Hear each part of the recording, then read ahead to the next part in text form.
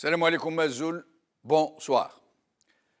Dernière rétro-info de l'année 2017. Une année riche en événements de grande importance, souvent dans le sens le moins réjouissant.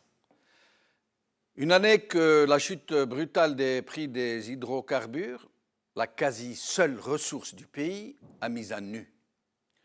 Une année où les plus crédules ont douloureusement découvert que la vie de leur pays, voire même de l'avenir de leur nation, ne tenait qu'à un seul fil, celui de l'exploitation des ressources naturelles. Une année où tout le monde s'est brutalement rendu compte que la prospérité, payée très cher, n'était qu'illusoire et ne tenait qu'à cette seule ressource. L'année 2017 aura été celle de la mise à nu d'un régime qui avait réussi à anesthésier la conscience politique de tout un peuple en pratiquant une économie de bazar, une oblitération de la contestation politique et une corruption massive qui lui ont permis de se ménager des millions d'alliés naturels qui ne s'estimaient comblés que parce qu'ils avaient eu leur part de la grande zerda. Une année où toutes les discordes ont été ravivées, tous les clivages creusés pour semer la haine et la division entre les Algériens. Et aujourd'hui, à l'orée de la nouvelle année qui s'annonce, comment ne pas constater que si la bulle de l'aisance chimérique a crevé, les ferments inséminés de la discorde et de la haine ont pris racine dans le cœur des hommes.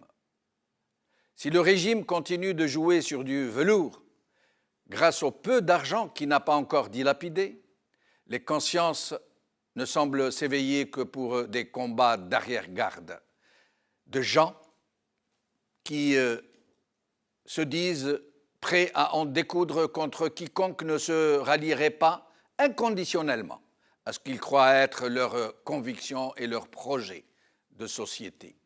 Tous opposés les uns aux autres, dans une cacophonie et un remue-ménage qui annoncent de bien sombres perspectives, comme si nous n'avions pas d'autre alternative que de pourrir sous le joug d'un régime corrupteur ou de sombrer dans le chaos. L'idéal aurait été que nous vous présentions aujourd'hui une rétro-info de l'année 2017, toute l'année 2017. Mais il aurait fallu pour cela lui consacrer une couverture spéciale de plusieurs heures. Nous nous contenterons aujourd'hui de vous présenter un rétro-info de la dernière semaine de cette année. Aujourd'hui. Al-Watan, produits énergétiques et transports. Des hausses sont séries des lundis. Par Ali Boukhlef. Chouf Chouf.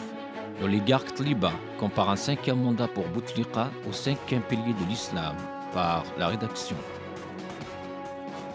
Liberté, Inaïr, journée chômée et payée, entre satisfaction et méfiance, par Mohamed Haouchin. Dernière rétro-info de l'année, donc, et pour en parler, j'ai le plaisir de recevoir ici, sur le plateau, Zoher Ruiz, secrétaire national de Jil Jadid. Merci Zoher d'être avec nous. Bonsoir, merci à vous. Brahim Oumansour, militant et enseignant-chercheur. Merci Brahim d'être avec nous. Bonsoir, merci. Et Nazim Taleb, responsable du mouvement Rachad à Paris. Merci Nazim d'être avec nous. Merci pour l'invitation. Alors, les sujets d'aujourd'hui, de cette semaine du moins, hier, les dispositions de la loi de finances et les certaines particularités dont nous allons parler, le 5e mandat et les législatives de 91. Les titres d'abord. Al-Watan, produits énergétiques et transports. Des hausses sont séries des lundis. Par Ali Boukhlef. Chouf Chouf. L'oligarque taliban compare un 5e mandat pour Bouteflika au 5e pilier de l'islam, par la rédaction. Liberté, Inaïr, journée chômée et payée, entre satisfaction et méfiance, par Mohamed Haouchin.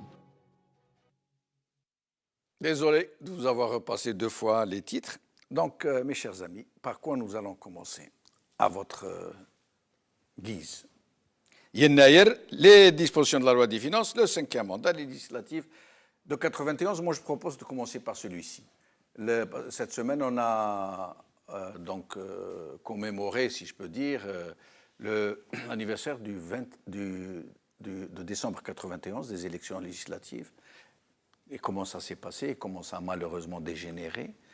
Qu'est-ce que vous en pensez avec le recul du temps? Est-ce que les élections que beaucoup considèrent comme les seules, vraiment honnêtes, vraiment transparentes, vraiment qui n'ont pas été, où il n'y a pas eu de fraude ni de bourrage, ont été les meilleures élections depuis l'indépendance? Est-ce que c'est votre avis? Qu'est-ce que vous en pensez? Si je peux oui, me permettre de commencer, peut-être si on remet ça dans le contexte de l'évolution historique rapide, sans aller dans les détails, et même internationale, on pourra peut-être comprendre certaines choses. C'est que là, cet événement arrive suite à certaines tragédies déjà économiques qui ont commencé depuis le début des années 80. Oui. Ça a commencé d'ailleurs par le contre-choc pétrolier, la crise économique, l'austérité qui s'est installée depuis, au moins depuis 85-86. Oui. On se souvient tous les files interminables d'attente, Souq al-Fallah, voilà, etc. La fermeture de certaines entreprises. On commence déjà, voilà, l'austérité, donc veut dire... ce que veut dire aujourd'hui aussi ce qui c'est. Et octobre 88. Voilà, je viens d'arriver. Oui. Voilà, j'arrive. Donc, crise économique se suit par une crise sociale, avec tout ce qui est logement, chômage, etc. Du point de vue international, il y a quand même, on n'oublie pas, avant ça, donc, il y a la guerre en Afghanistan qui n'est pas loin de chez nous, malgré la distance géographique.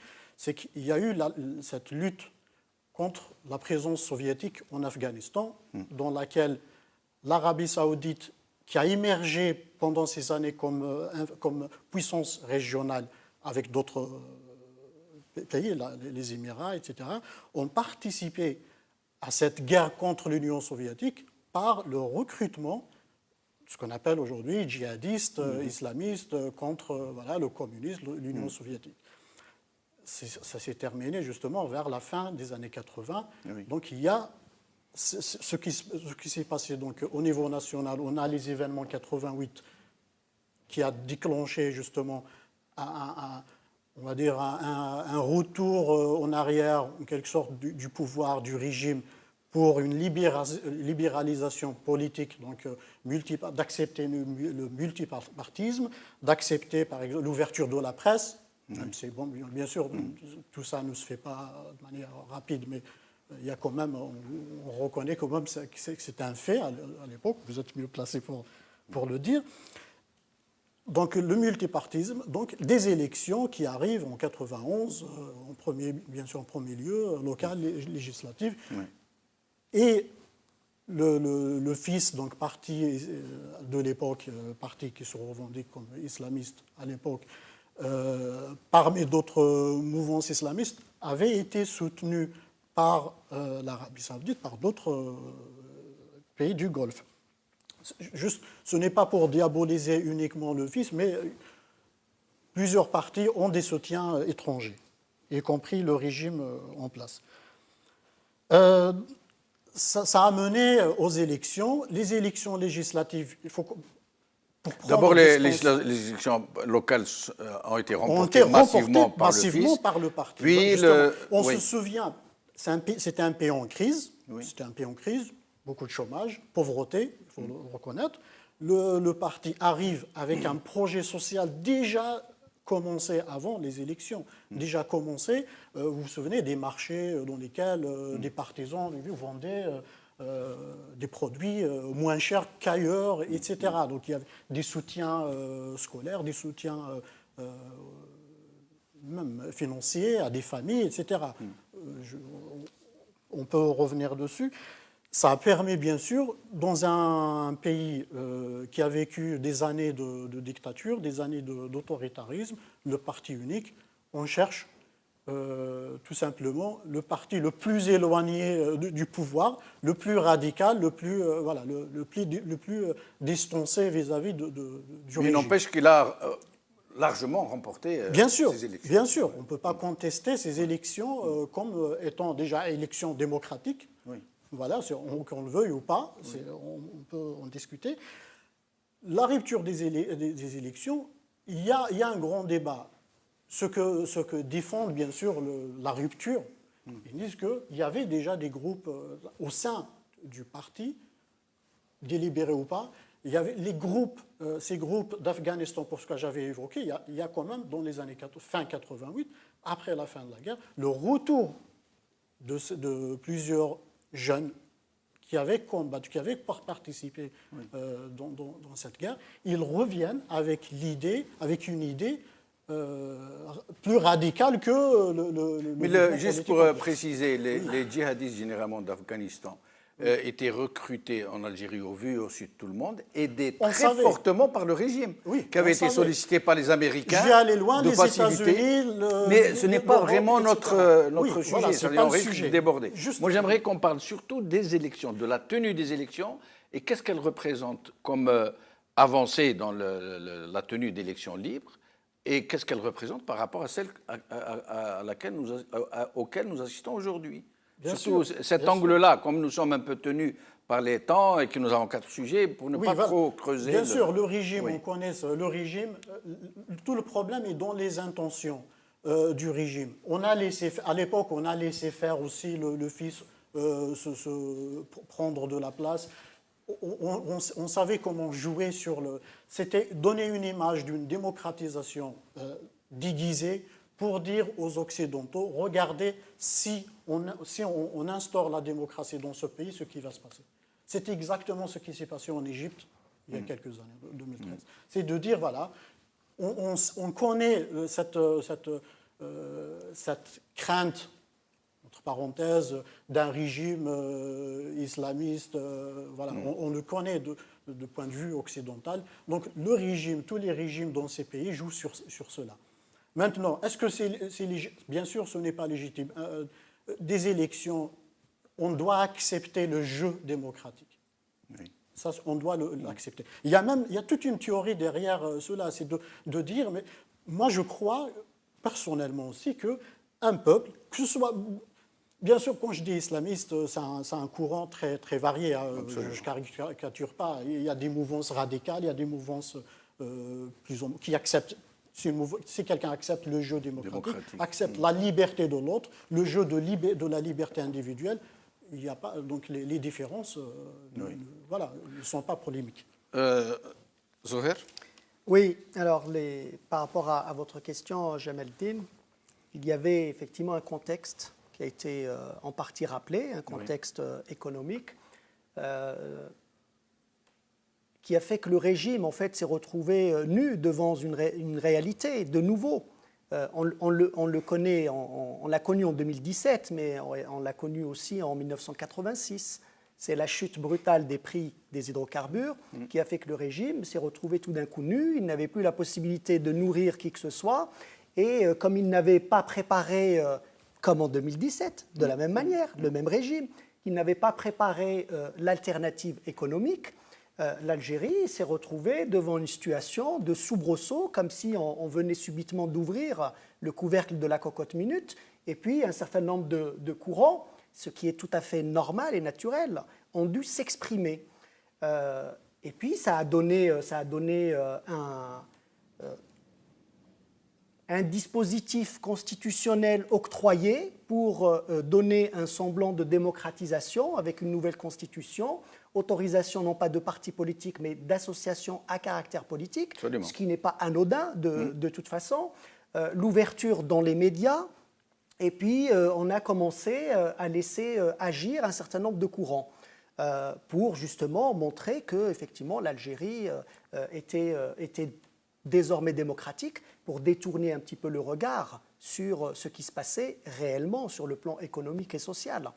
Il y a eu des élections communales, vous l'avez rappelé, largement remportées par le FIS, avec une participation nettement importante. Hein, elle était pratiquement de l'ordre de 65% pour des élections locales.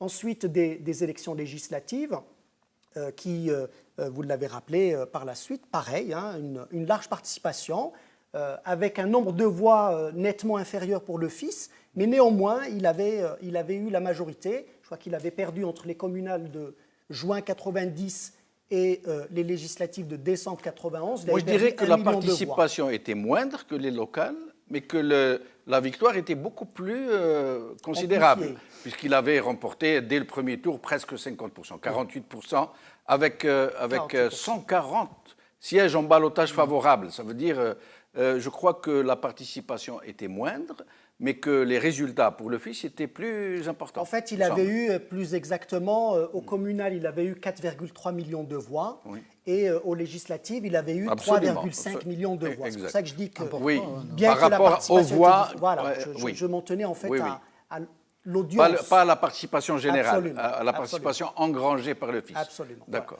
Donc, par la suite, donc, il y a eu l'interruption du processus électoral. Moi, je dirais qu'avec le recul, puisque c'était la question, avec le recul, on peut se dire qu'il y a à minima 3 enseignements. 3 enseignements pour dire que quand un pays, un peuple se réveille, on peut toujours essayer de le bloquer. Il arrive toujours à se libérer du joug de la dictature et du despotisme.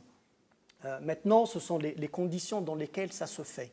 Ça, c'est le premier enseignement. Il y a eu des événements bien avant 88, il y a eu 88, et puis il y a eu par la suite un certain nombre d'événements, et ce n'est pas terminé pour jauger du niveau d'engagement des citoyens pour essayer de se libérer de ce joug-là. Le troisième enseignement, c'est que lorsque les idéologies deviennent à un moment plus importantes que l'avenir d'un peuple et d'une nation, ça donne des résultats catastrophiques. Ça donne ce qu'on a appelé une guerre civile, même si je ne suis pas très en phase avec ce terme-là, à titre personnel. Certains parlent de guerre contre les civils. Moi, je n'utilise jamais ce terme. Ça peut être ça, mais en tout cas, ça donne des violences telles qu'il n'est pas acceptable que finalement, au nom de certaines idéologies, quelles qu'elles soient, hein, je ne vise aucune, il faille faire tomber tout un pays, tout un peuple. Donc j'espère que nous avons tiré collectivement enseignement de cela, que notre pays est plus important, que de se déclarer porteur ou militant d'une idéologie quelle qu'elle soit. Peut-être que notre pays est beaucoup plus important que cela, nous valons bien plus que cela, et finalement nous l'avons payé assez cher. Et puis le troisième enseignement que je retiendrai, en tout cas j'espère que nous aurons retiré de cela, c'est que, in fine, il faut que les Algériens s'engagent. C'est-à-dire qu'il ne peut y avoir d'ouverture, il ne peut y avoir de cordon de sécurité contre ce type de dérapage et de violence s'il n'y a pas un engagement citoyen. C'est que ce n'est pas l'affaire uniquement du régime ou des partis politiques, c'est une affaire d'engagement personnel citoyen. C'est de la sorte qu'on peut s'en sortir. Parce qu'on l'a vu, les partis ne peuvent rien faire tout seuls. Et d'ailleurs, ils ne sont composés que de citoyens. Ce ne sont pas des entités extraterritoriales, ce sont des citoyens qui s'engagent, donc il faut les renforcer là-dedans. Et je le dis, non pas parce qu'il faut que tout le monde soit politisé, non pas que tous les citoyens doivent être dans les partis ou soit politisés, c'est que la situation est telle que, vous l'avez rappelé dans votre introduction, on se pose des questions sur la pérennité de notre pays. On se pose des questions de manière très légitime sur la pérennité de ce pays quand on voit ce qui se passe par ailleurs dans le monde, mais pas très loin de chez nous, à nos frontières. Il y a des pays qui peuvent disparaître. Et donc, voilà, j'espère que nous, au moins sur ces enseignements-là, nous pourrons aborder les années à venir avec sérénité. Nazim, après votre intervention, nous allons adopter un autre rythme. Nous allons devoir aller plus vite pour essayer de traiter de tous les sujets. Je vous en prie, Nazim. Bon, je dirais que pas mal de points ont été traités et très justement. Comme il disait Zoher, c'est quoi l'enseignement de 91? C'est ça, finalement, qu'est-ce qu'on apprend dans notre histoire pour avancer vers un avenir radieux pour notre pays. À mon avis, les enseignements n'ont pas été du tout tirés. Et Zoher l'a dit très bien, c'est qu'aujourd'hui, on est dans un régime qui fait de l'improvisation. C'est-à-dire, on attend que ça éclate, le 5 octobre 88, on ouvre le champ politique sans mettre de garde-fou. Par exemple, je le dis clairement, il fallait aussi dire que les garde-fous, qu'il n'y ait plus d'extrémisme, qu'on ne soit pas dans le populisme. Alors le populisme d'un côté comme l'autre. Il y a ceux qui ont utilisé la religion à des fins pour arriver à des postes, comme d'autres qui ont utilisé une autre idéologie pour contrecarrer le fils. Donc ce garde-fou, est-ce qu'aujourd'hui, en Algérie, est-ce que vraiment on en a tiré la conclusion? J'ai l'impression que non. Mais je dis tout simplement que les règles des jeux, il fallait les définir. Et à mon avis, c'est ça l'enseignement qu'on doit tirer aujourd'hui. C'est que demain, s'il y a, et j'espère que non, un 88 mais non violent, qu'on arrive quand même à des règles de jeu claires. C'est-à-dire qu'on ne soit pas dans un discours populiste où on va utiliser la religion et d'autres, ils vont utiliser d'autres idéologies, comme, je ne sais pas, l'autonomie, comme le gauchisme éradicateur, etc., comme on a pu le voir. Donc il faut que les règles de jeu soient claires, et comme il disait Zoher, très justement, il faut que notre objectif, pour nous tous, c'est établir un pays, un état de droit avant tout, qu'on accepte nos différences.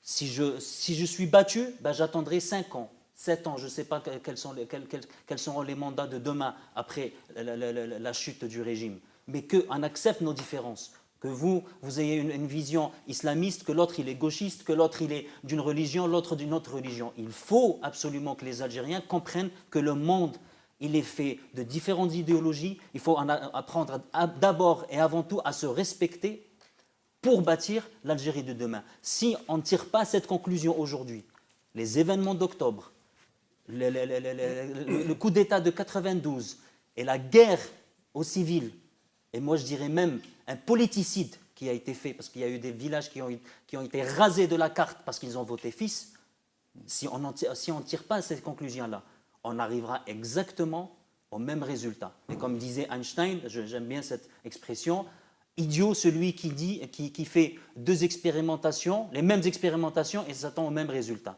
Aujourd'hui, on est dans l'improvisation. Le régime, on est en train de faire du bricolage pour arriver aux élections de 2019. Pourquoi pas un 6e mandat? Pourquoi pas un 7e mandat? Et quand ça explosera, on ne sait pas ce qu'on fait. Et nous passons au sujet suivant, les dispositions de la loi de finances, notamment la réduction de l'interdiction de 1000 produits à l'importation, l'augmentation annoncée de certains produits, l'essence, le mazout, donc par effet celui des transports, celui des transports marchandises et voyageurs, et donc aussi celui des marchandises transportées. Donc c'est toute une chaîne d'augmentation qui va être mise en branle, augmentation d'appareils électroménagers, d'électronique, de taxes concernant ces produits qui vont jusqu'à 60%. Et donc déjà à l'annonce des produits qui vont être interdits à l'importation, les commerçants ont déjà commencé à augmenter les produits concernés, etc. Et aussi de cette privatisation rampante dont on parle d'une façon un peu ampoulée, mais qui se profile déjà à l'horizon. On revient à vous, Brahim. Merci. C'est vrai qu'aujourd'hui, malheureusement, après ce qui vient d'être dit aussi, donc, du point de vue économique, on est en catastrophe. La dépendance de l'État, du pays à l'exportation des hydrocarbures, on est entre 96 et 98% des exportations algériennes sont en hydrocarbures. Quasiment la seule ressource. Voilà, la seule ressource. Il n'y a pas eu d'investissement au niveau de l'industrie productive. des infrastructures. De l'agriculture, du jusqu'à tourisme, récemment, ou alors des l'agriculture, investissements tellement le mal faits tourisme, qui ne donnent pas de voilà, résultats. Voilà. Donc, c'est ça le problème. La crise aussi, la crise politique ne permet pas un investissement étranger. Il n'y a pas confiance dans un régime pareil. Oui. Aucun investisseur étranger ne peut mettre de l'argent dans notre pays. Donc, il y a, depuis la chute des hydrocarbures... Sauf, pardon de vous interrompre, sauf dans des affaires juteuses, comme la téléphonie, par exemple. Oui, c'est-à-dire... Là où on engrange beaucoup et on investit très peu. Voilà, là on investit très peu. C'est-à-dire on ne peut pas installer des usines avec toute la logistique. Exactement, ou le montage automobile, ou ces choses-là. Etc. Donc, seules personnes qui peuvent investir dans ce pays, on peut en revenir, sont ceux qui sont proches, sont clairement dans le clan présidentiel, qui ont la garantie, la cour. Voilà, qui peuvent avoir la garantie d'investir. Voilà, il y a encore une garantie. Mais les répercussions sur le pouvoir d'achat des gens... Le pouvoir d'achat, l'État, depuis la chute, depuis 2014, en 2 ans, l'État a perdu jusqu'à 70%, je crois, des recettes. Oui. C'est énorme. Vous imaginez quelqu'un qui gagne, dans le jargon donc algérien, 10 millions par mois, et d'un seul coup, on lui donne 3 millions. 3 ou 4 millions, on lui dit ça débrouille-toi. Ça tient, mais pour quelqu'un qui pour assumer les mêmes besoins. Voilà, pour les mêmes besoins. Donc, c'est impossible de tenir. Seule solution, les 3 solutions, c'est le recours, ce qu'on a la planche à billets, donc le recours à la banque.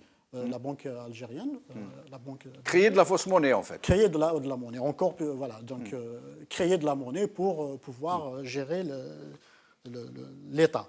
Deuxième solution, c'est l'emprunt extérieur. L'endettement extérieur. L'endettement extérieur. Pour le moment, on évite au maximum le retour au 94. Mais il paraît que c'est sur la table maintenant. Oui, il avait dit qu'il n'en est pas question. On a emprunté en 2016, on a emprunté 900 millions d'euros, il me semble, à la Banque africaine de développement. Et il y a 3 milliards, je crois, de dollars d'emprunts de prêts chinois.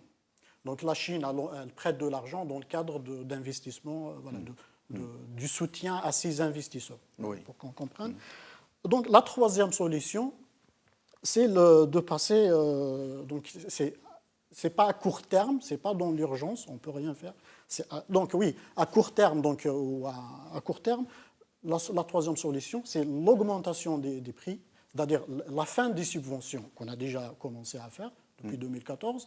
Donc fin de subvention, ça veut dire, ce qui veut dire l'augmentation de tous les produits, des prix de tous les produits qui étaient subventionnés, gaz, l'essence, y compris les produits alimentaires qui vont subir des contre-coups. Le lait, le blé, etc. Donc c'est ça l'urgence.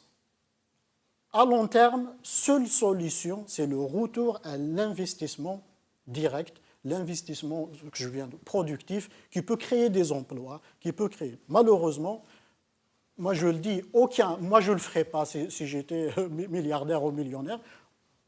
Personne ne pourra investir dans un pays qui est dans un état pareil. Ruiz. Oui, alors la loi de finances 2018, elle est l'expression d'une volonté politique qui consiste à gérer la période qui nous sépare de l'élection présidentielle, tout simplement. Ce n'est pas le produit d'une réflexion sur la stratégie économique à long terme à engager pour sortir le pays de la crise. Mais eux, ils auraient voulu, cette période-là, la gérer avec une même démagogie, un même populisme. Oui. Ça veut dire continuer à arroser les alliés naturels, à injecter de l'argent pour calmer les gens. Or, ils n'ont plus les moyens. Ils vont devoir aller vers une sorte d'orthodoxie économique et ça veut dire que ça va couper dans le vif. Là. Oui, mais je ne sais pas si vous avez vu, dans le cadre de cette loi de finances, les dépenses de l'État augmentent de 25%, les dépenses sociales augmentent de 8%. Ça veut dire que de deux choses l'une. Il y a des produits qui peuvent atteindre 100% d'augmentation. Je parle des dépenses sociales, de ce qui est prévu dans le budget, dans le budget de l'État. Oui. De deux choses l'une, où la pauvreté s'est accrue, et donc on met 8% de plus dans le budget des transferts sociaux, ou alors on prévoit de distribuer massivement à une catégorie définie. Donc, Et quelle serait-elle? Bah, je pense qu'après avoir mis un certain nombre de hausses de prix par le jeu des taxes que vous avez évoqué, 30% et jusqu'à 60% dans certains cas, ça veut dire qu'on a accentué la pression sur les catégories les plus faibles. Et donc, pour les garder quand même sous tension et éviter justement des soubresauts, on a injecté dans le budget des moyens d'allocation directe. Oui, je pense qu'il commence à réfléchir un peu. Il parle de recenser les personnes qui doivent être destinatrices de ce type d'aide. Ça veut dire qu'on réduit l'assiette des destinataires et probablement qu'on va augmenter ce qui est prévu pour ceux qui vont rester dans cette assiette-là. Mais il y a 10 millions d'Algériens qui vivent en dessous du seuil de pauvreté. Oui, mais ça, c'est... c'est un cautère sur une jambe de bois. Tout à fait. Je peux rajouter ça ne veut encore pas pour dire ça. que ce sont des solutions qui sont efficientes. Ça veut dire que, c'est ce que disait tout à l'heure Nazim, c'est que c'est de l'improvisation, c'est de la fuite en avant. Donc on essaye de sauver au minimum ce qui peut être sauvé, c'est-à-dire qu'il n'y ait pas de soubresaut d'ici à la présidentielle de 2019, au plus tard 2019, et on va chercher un certain nombre de moyens par l'augmentation des taxes, etc., peut-être même l'endettement extérieur, puisque effectivement, le FMI n'est pas très loin en réalité. Donc, qu'on le sache.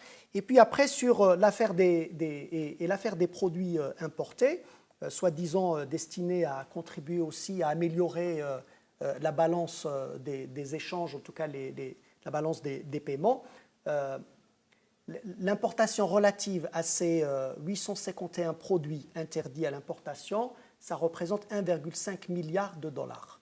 1,5 milliard de dollars. Donc nous ne sommes pas non plus sur une masse qui va complètement renverser la vapeur. Ils vont évidemment faire en sorte que eux, leur clientèle, comme ça a été dit, continue à importer probablement ces produits parce qu'il n'y a aucune autorité de contrôle qui peut dire que ces produits ne seront pas importés et qu'ils ne seront pas importés avec des lignes de crédit octroyées par les banques publiques, on ne le sait pas. Donc tout ça est plutôt, de mon point de vue, une fuite en avant qui ne repose sur aucun élément fiable qui puisse permettre de se dire qu'avec ces éléments-là, on va stabiliser la situation économique et on va sortir le pays de la crise. Mais pas du tout. D'ailleurs, quand on fait... je crois que c'est le Venezuela qui a fait la même démarche. Hein, et qui a connu les soubresauts que vous connaissez. Donc, s'il y avait une volonté, une vraie volonté de sortir l'Algérie de la crise, on prépare cette phase d'interdiction d'importation de produits. Comment ? On permet localement la production de ces produits-là. Mais comment, par exemple, je vais te donner un exemple. J'aimerais que vous reveniez un peu sur le cautère sur la jambe de bois, parce que c'est très intéressant de ces 8% alloués aux transferts sociaux. Qu'est-ce que ça va couvrir? Mais sinon, au sujet de... Rappelez-moi ce que je suis en train de vous dire. Sur les produits importés. Oui, j'ai oublié la question. Je vous laisse poursuivre. C'est la fin de l'année. J'évoquais le Venezuela et les produits importés. Oui, je parlais de préparation de la phase de pré-interdiction d'importation de produits.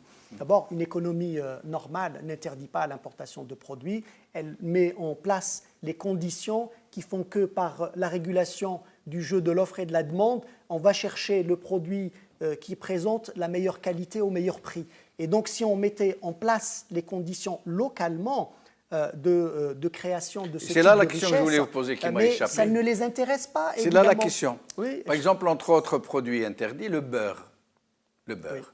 Comment produire du beurre en Algérie, dans un pays où il est impossible de produire du lait? C'est quasiment impossible, de façon massive, je veux dire, qui puisse satisfaire la demande. Donc ce n'est pas possible. Une usine de montage. Une usine de montage de vaches. C'est pour ça que je vous dis que ça ne procède pas d'une stratégie destiné à sortir le pays de la crise, mais ça procède de l'improvisation qui a été évoquée tout à l'heure, où on a listé un certain nombre de produits, et je vous ai dit que l'ensemble des 851 ne représente quasiment rien. 1,5 milliard de dollars. Vous rendez compte? Mais peut-être que ce n'est qu'un début. Masse. Ce n'est qu'un début, peut-être. Peut-être. Mais en tout cas, ce n'est pas la solution tant que on ne met pas en place les vraies conditions de création de richesse à l'intérieur du pays. Et c'est cela qui fera que les Algériens se tourneront. Ça ne se fait, ça Ça fait ne pas les du jour au intéresse lendemain. pas. Non, d'abord, C'est à long terme. Oui, mais j'ai rappelé tout à l'heure les conditions dans lesquelles se sont produits les événements d'octobre 88 et de 91, 86, la chute des prix. On n'a pas non plus, dès cette époque-là, c'est le même régime, hein, c'est le même personnel politique, on n'a pas du tout souhaité créer un environnement économique viable. Donc évidemment, ça ne se fait pas du jour au lendemain, mais la situation est connue depuis des années, il n'y a pas de volonté politique, ça ne les intéresse pas, parce que ce qui les intéresse, ce régime, c'est de continuer à importer, à avoir des commissions et de jouir de aménager ces biens-là. les clientèles. Évidemment, payer les clientèles pour se maintenir au pouvoir et non pas d'avoir une classe économique à l'intérieur du pays qui puisse être complètement indépendante de leur corruption. Et si on a le temps, j'aimerais que nous revenions tout à l'heure sur ces transferts sociaux. Oui. Nazim, au sujet de ces interdictions à l'importation, de ces augmentations, de ces restrictions qui semblent être faites dans l'improvisation la plus totale, hein, soit dit en passant. Vous savez, le président Bouteflika, depuis son accession au pouvoir, il disait il faut diversifier notre économie, diversifier notre économie. Depuis 1999, c'est-à-dire que ça fait combien, 18 ans qu'il est au pouvoir, il y a eu 18 lois de finances, Ouais. et toutes les lois de finances, à ce jour, se reposent principalement sur le pétrole et le gaz. Donc, par rapport à ce qui a été dit, je ne vais pas pouvoir redire grand-chose, si ce n'est encore une fois que c'est un régime qui est en échec total, et qui est, au fait, il y a une absence de vision, une absence de clarté, une absence de transparence. C'est des décisions verticales, et même quand c'est des décisions verticales, ça joue du jour au lendemain. Donc pour moi, il y a une loi de finances 2018, 19, etc., ça va tout simplement être d'un échec à un autre. Quand je dis absence de transparence et de clarté, et même de verticalité dans la décision, je veux dire, moi, président, je décide une décision, moi, je suis capable de décider 15 jours le contraire de ce que j'ai décidé il y a 15 jours. Je vais vous donner un exemple concret. Ça vous montre que c'est un gouvernement en échec. D'accord ? Le 11 décembre, on fait un décret spécifiant les conditions pour pouvoir être un acteur de l'automobile en Algérie.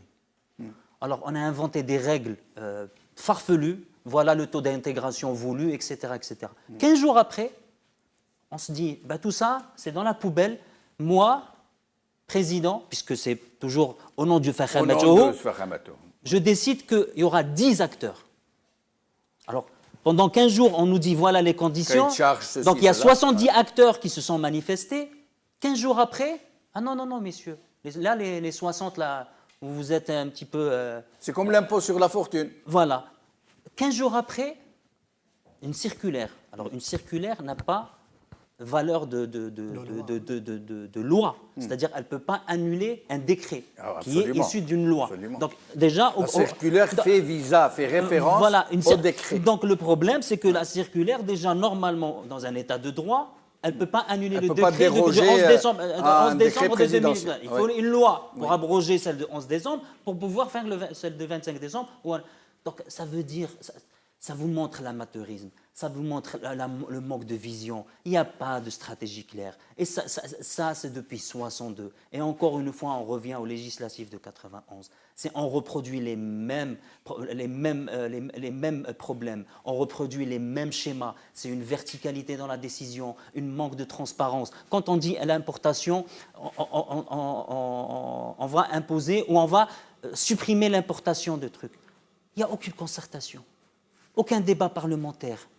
C'est quoi les conséquences? Quel est l'impact? Alors certes, comme il disait Zoher, c'est 1,5. Ben, ça a été bien étudié, on va dire 1,5 million, 1,5 milliard sur 40 ou 44 milliards, ça ne va pas toucher la plupart des Algériens. Mais je rappelle que sur la loi de finances, il y a une augmentation de 15% dans le diesel, il y a une augmentation de 20% dans l'essence. Donc ça va impacter même les produits de base. Absolument. Donc les transferts sociaux de 8% vont être systématiquement annulés par le transfert, parce que forcément, si je transporte un produit d'Alger vers Annaba, ça va me coûter plus cher puisque je dois mettre 15% de plus dans le diesel. Donc l'inflation, quand ils disent oui, on va maîtriser, on va maîtriser, ils ne vont rien maîtriser du tout. Les conditions macroéconomiques en Algérie aujourd'hui n'excluront pas une inflation à 2-3 chiffres.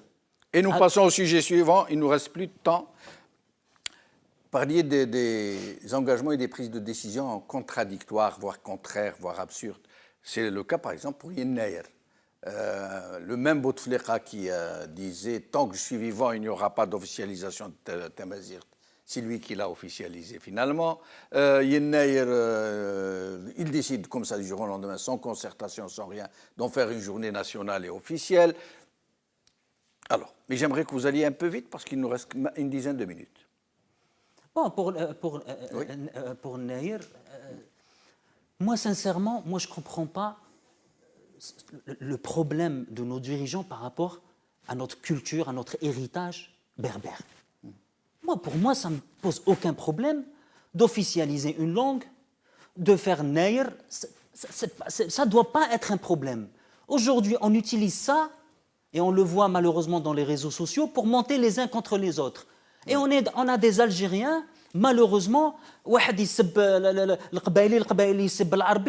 on est dans l'exclusion. On ne sait pas avoir une vision d'une Algérie plurielle, où il y a les Berbères, et dans les Berbères, on va les supprimer de notre héritage historique. Les Kabyles ou les Berbères en général qui ont fait la force de l'étoile nord-africaine à l'époque de Messali el-Hajj, il était pratiquement entouré. On va tous le supprimer, on va se dire non, il n'y a que l'arabe. Non, l'Algérie, il n'y a pas que l'arabe, il y a le berbère, il y a l'arabe, il y a toutes les autres langues, il y a le français. Où est le problème? Pourquoi à chaque fois, on doit faire des oppositions? C'est-à-dire, moi je veux, maintenant les extrémistes aussi existent chez les berbéristes. Alors le berbériste, il veut le kabyle, il يبدا يسب على في العربيه ويبدا يسب في الاسلام. Non, l'islam c'est notre héritage, l'arabiya c'est notre héritage, le berbère c'est notre héritage, ça ne doit pas poser un problème. Pas tous les kabyles, hein, certains extrémistes. Je dis certains, j'espère que j'ai dit certains, je n'ai pas dit tout le monde. Bon, voilà, j'insiste sur ce point. Et de l'autre côté, vous avez aussi certains extrémistes العربيه غير يسمع حاجه على القبائليه وهذا اللوبي القبائلي وبدا يدير لنا الناير وبغى امبوزي لا لونغ. وين راه المشكل؟ Il est où le problème? C'est notre héritage. Mais le problème de Naïr, qui a été décidé encore une fois en haut, c'est une décision politique. Il y a eu, on voit que quand il y a des manifestations dans la région, on vous donne Naïr. Calmez-le. Donnez-nous jusqu'en 2019. Et je finis sur ce point. Quand vous avez dit je passe, donc vous m'avez la même idée. C'est bien. Comme ça, je ne serai pas le seul Alzheimer dans le coin. Justement, on dirait que cette décision de Naïr n'a pas été accordée aux Algériens pour les rassembler, mais pour les diviser. Parce que c'est ce à quoi nous sommes en train d'assister en ce moment. Bien sûr, il faut comprendre le phénomène du régime algérien. Comme beaucoup d'autres régimes, on arrive à l'épuisement. L'épuisement d'un régime commence par l'absence d'idéologie. Dans les années 70, on parlait, il y avait socialisme, il y avait une idéologie derrière, l'arabisme, voilà, le nationalisme arabe, etc. Aujourd'hui, il n'y a aucune religion, aucune idéologie. Seul principe, c'est maintenir le régime. Dans ce régime, bien sûr, c'est vivant à l'intérieur. Donc chacun maintient des clans et chaque clan maintient l'autre, etc. Et parfois, on pousse l'autre clan à disparaître, etc. Pour Yann, bien sûr, c'est une préparation. Ça fait partie de ce maintien du régime. On prépare, on sait que la région c'est la région la plus sensible quand même, qui a toujours été l'avant-gardiste des mouvements dans la région depuis l'indépendance, de contestation. Aujourd'hui, il n'y a pas d'argent, donc on prépare le terrain. Pour déminer le terrain, on va accepter le Yann comme journée nationale chômée fériée. C'est de la poudre aux yeux. Bien sûr, on peut féliciter toute action, toute bonne action, mais comme les intentions sont mauvaises, on se pose des questions. Est-ce que ça ne va pas aussi dans le sens de la folklorisation de la cause berbère, la folklorisation de la langue amazigh, qui est quand même très chère pour nous? Ça a coûté quand même du sang, c'est pas juste du temps ou de militantisme, etc. Donc il y a le risque de folklorisation et on prépare, comme je répète, le terrain pour les antagonismes. Bien sûr. Zohar Rouès, avant de passer au dernier sujet. Oui, j'ai le sentiment que ça procède toujours de la même logique. C'est qu'on prépare 2019 et il ne faut surtout pas que d'ici là, il ne se passe quoi que ce soit qu'il n'y ait pas de grain de sable, qui vienne contrarier le dispositif qui a déjà démarré, puisque vous allez probablement finir cette émission sur le 5e mandat. Oui. Donc, vous voyez, on arrive un peu comme dans un phénomène d'entonnoir. Nous avons évoqué la loi de finances, et puis il y a d'autres éléments qui se mettent en place pour préparer ce dispositif-là. Donc là, on peut s'en féliciter. Là, ça a été revendiqué largement. Ça a été rappelé. Il y a des gens qui sont battus pour et qui ont été battus pour cela aussi. Mais l'intention n'est pas de rassembler les Algériens. L'intention n'est pas d'apaiser la société algérienne en faisant en sorte que l'État algérien se dise, lui, garant de cet apaisement et de cette mise en sensibilité sur ce qui fonde l'identité algérienne. Non, puisque de tout temps, c'est ce même régime qui a refusé que l'identité algérienne s'exprime, qui a tout fait pour qu'il y ait des antagonismes dans la société et qu'il y ait des violences dans la société en jouant de ces fibres-là, justement. Donc, et comme c'est le même personnel politique, et comme c'est le même régime, ce sont les mêmes hommes qui sont à la tête de cet État-là, on ne peut pas penser une minute que subitement ils se sont convertis à la démocratie, aux libertés, à la reconnaissance de la citoyenneté, de l'identité algérienne. Donc on se dit naturellement qu'il y a anguille sous roche. Et donc, anguille sous roche, c'est 2019. On prépare les éléments et il ne faut surtout pas. Donc là, on va en calme. Il y a eu pas mal de soubresauts ces derniers temps en Kabylie. Et bien, donc, on donne quelque chose. On essaye de calmer le jeu. Ce qu'il faut, c'est qu'on ne soit pas dupe de cela et que les associations, les partis politiques qui sont les plus en avant sur ce type de revendications ne deviennent pas des faire-valoir de ce régime, comme on a pu le voir par le passé récent.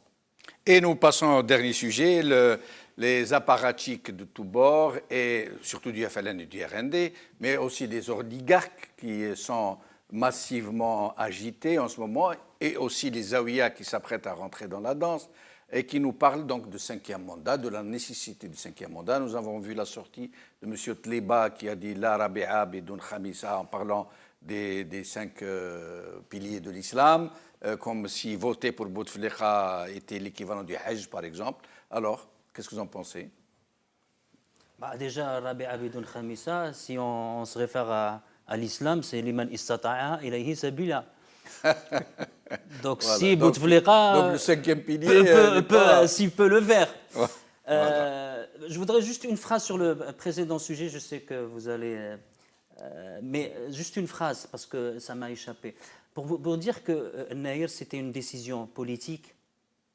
Et on l'a vu, par exemple, à l'officialisation d'Al-Amazigh.